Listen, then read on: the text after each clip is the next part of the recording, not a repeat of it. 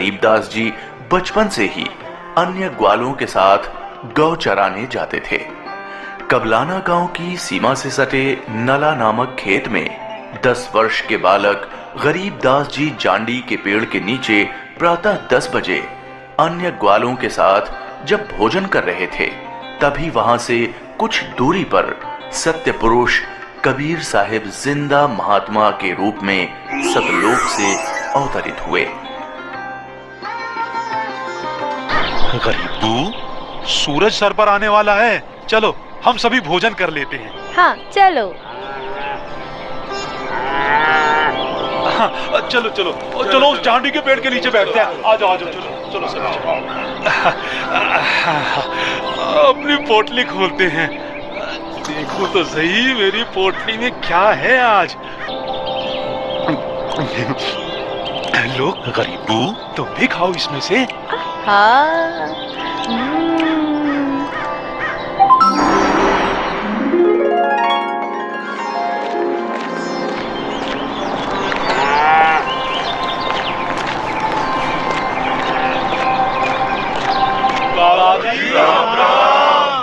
राम राम। बाबा जी आओ, रोटी खाओ। नहीं, मैं अपने गांव से ही भोजन करके आया हूँ। कौन सा गांव है आपका? मेरा गांव सतलोक है। रोटी नहीं खाओगे तो दूध तो पीना ही पड़ेगा। हम साधु संतों को और अपने अतिथि को बिना कुछ खाए पिए जाने नहीं देते। हाँ हाँ बाबा जी, दूध पीना तो आपको स्वीकार करना ही पड़ेगा। ठीक है, मैं आपका आतिथ्य स्वीकार करूंगा, पीऊंगा दूध, लेकिन वो दूध कुंवारी गाय का होना चाहिए। कुंवारी गाय? कुंवारी गाय? ये कैसे हो सकता है? दूध कैसे दे सकती है? बाबा जी, आप दूध पीना नहीं चाहते, इसलिए आप मजाक कर रहे हो। ऐसी बात नहीं है, मैं कुंवारी गाय का दूध पीता हूँ, इसलिए अगर आप मुझे कुंवारी गाय का दूध पिला सकें तो मैं आपका दूध स्वीकार कर लूंगा। महाराज, इस बच्चे के ना तो अब तक कोई बच्चा हुआ है, ना ही उसके कोई स्तन है, फिर ये दूध कैसे देगी? देगी, जरूर देगी। अगर आप लोगों के पास कोई ऐसा बर्तन है जिसमें दूध को निकाला जा सके तो मुझे दो। बाबा जी, ये रहा बर्तन। अब इसे स्तन वाली जगह पर पकड़ कर बैठो।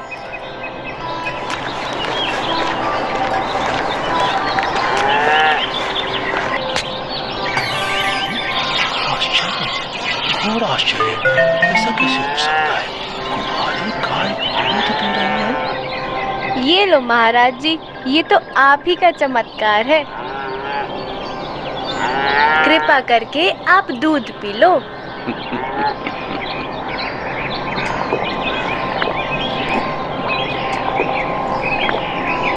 ये लो, ये बाकी बचा दूध आप लोगों के लिए प्रसाद है, आप ग्रहण करें। ये दूध हम नहीं पी सकते, ये तो पाप का दूध है। इस दूध को कुंवारी गाय से निकाला है आपने। एक तो ना जाने कौन सा जादू टोना किया है आपने इसमें, और ऊपर से इसे झूठा भी कर दिया। आप ना जाने कौन हो, ना जाने किस जाति के हो। मैं तो कहता हूँ भाइयों, चलो यहाँ से, नहीं तो क्या पता ये बाबा हमें भी ना जाने क्या जादू टोना कर दे। हाँ हाँ, चलो चलो चलो चलो चलते हैं। चलो, क्या जादू टोना कर देंगे? चलो चलो चलो।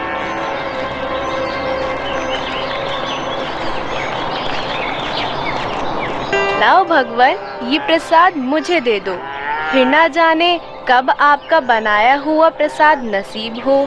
ये तो मेरा सौभाग्य है कि आपका जूठा दूध मुझे प्राप्त हो रहा है। ये तो अमृत के समान है।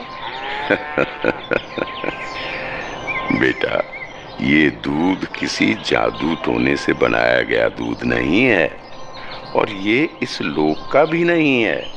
ये तो मेरे लोक अर्थात सतलोक से आया है।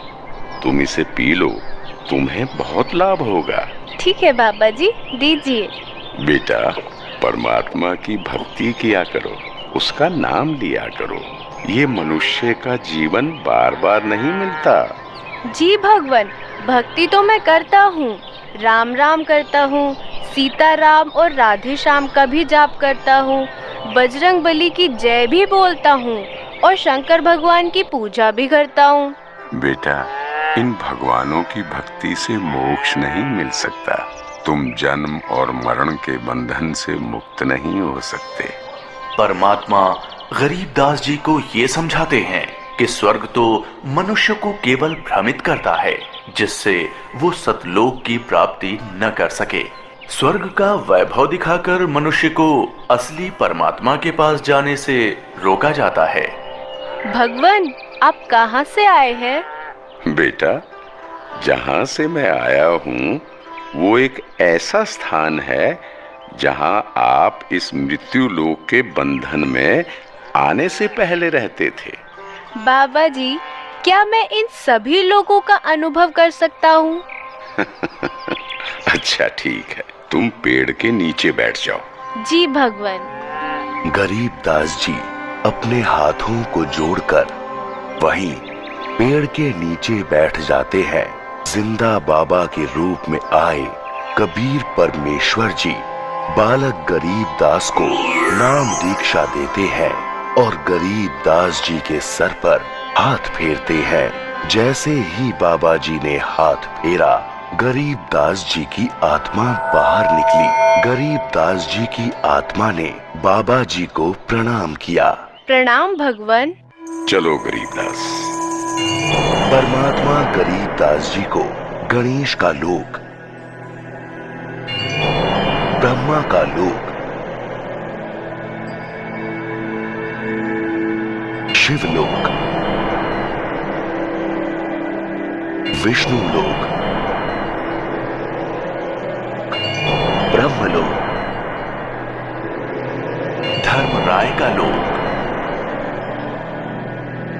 सभी जगह ले जाते हैं। फिर परमात्मा गरीबदास जी को 12वें द्वार के पार असली सतलोक में ले जाते हैं। इधर गरीबदास का शरीर उस पेड़ के नीचे बिना आत्मा के है। वो उसी मुद्रा में बैठे हुए हैं जैसे उसे छोड़ कर गए थे। अरे गरीबू, उठ ले भाई, आजा, अपनी गायों को संभाल ले, तेरी बारी का समय हो गया है। अरे भगत जी, खड़ा हो ले। अरे अरे, इसे क्या हुआ? अरे गरीबू, क्या हुआ तुझे? उठ क्यों नहीं रहा? अरे सुनो, अरे सुनो, इधर आओ, सभी इधर आओ। देखो गरीबू को कुछ हो गया है। हे भगवान, ये क्या हो गया? हे भगवान, ये क्या हो गया? गरीबू, भागो भागो, गरीबू मर गया, मर गया। हे भगवान, ये क्या हो गया? वहीं दूसरी ओर गरीबदास जी महाराज की मृत्यु की खबर जैसे ही छुड़ानी गांव में पहुंचती है, तो गरीबदास महाराज के माता पिता अपने इकलौते पुत्र को देखने के लिए खेतों की ओर दौड़ते हैं और अपने इकलौते पुत्र के शव को देखकर रानी मां व्याकुल हो उठती हैं। जब सारा गांव गरीबदास जी महाराज की आकस्मिक मृत्यु से व्याकुल था, तो इस बात से बेखबर गरीबदास जी पूर्ण ब्रह्म कबीर साहिब जी के साथ सतलोक के विहंगम नजारे देख रहे थे।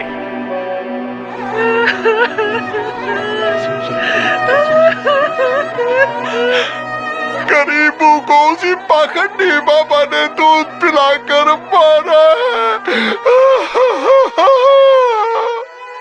हाँ, उसी ने कुछ जादू टोना किया है। देखो ना, गरीबों की माँ का रो रो कर बुरा हाल हो गया है। हे भगवान, कितना सुंदर लोक है। ये महल किसका है? ये महल तो करोड़ों सूर्यों के तेज से भी अधिक तेज वाले परमात्मा का है। चलो अंदर चलो। इसका मतलब ये बाबा जी जो मुझे यहाँ सतलोक लेकर आए हैं, वो भगवान के सेवक है। असली भगवान तो ये है। मुझे इन्हीं सिंहासन पर बैठे हुए परमात्मा की पूजा करनी चाहिए। आखिर ये कैसी माया है? बाबा जी पर तो खुद परमात्मा ही चावर कर रहे हैं।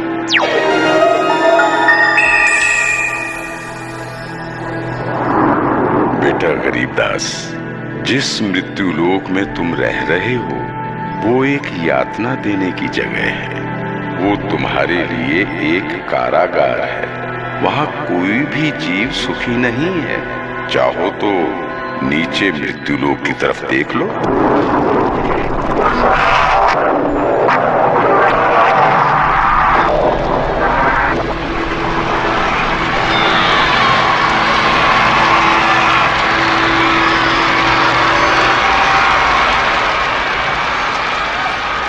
यही है मृत्युलोक की सच्चाई, जहां फंसकर मनुष्य अपना कीमती जीवन नाश कर देता है और कर्म कांडों में फंसा रहता है। बेटा, मृत्युलोक पर तत्वज्ञानी संत की कृपा से मुक्ति पाकर तथा मृत्युलोक के अलावा यमलोक, स्वर्गलोक, विष्णुलोक, शिवलोक, ब्रह्मलोक जैसे जिन 21 ब्रह्मांड के लोकों में तुम गए हो, वहां से भ्रमित हुए बिना जो भी जीवात्मा सतलोक में आती है, तो सतलोक में खाली पड़े महलों में वो बिना किसी भेदभाव के रहते हैं।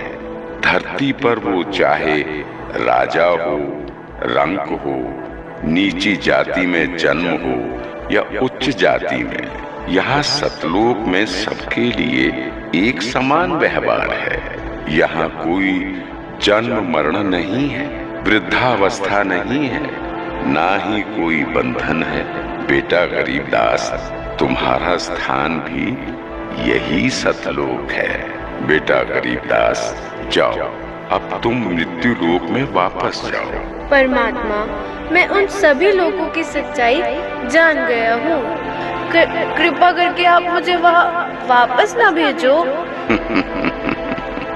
बेटा, तुम ऐसे यहाँ नहीं रह सकते, क्योंकि जब आप यहाँ से गए तो आप पुण्यों से परिपूर्ण थे।